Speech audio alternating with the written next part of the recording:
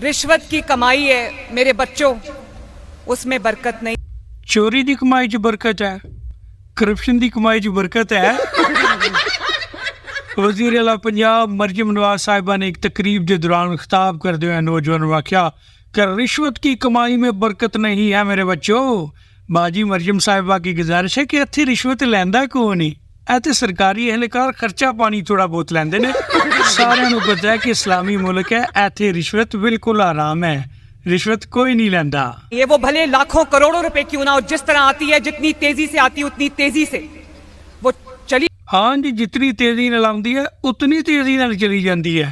वैसे आपस की गल है बाजी, ਤੁਹਾਨੂੰ किस तरह पता है जितनी तेजी नाल आउंदी है उतनी तेजी नाल चली जाती है?